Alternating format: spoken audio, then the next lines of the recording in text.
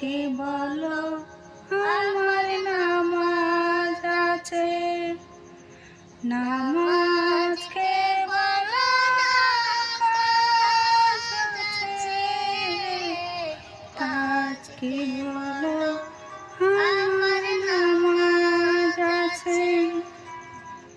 নামাজ কি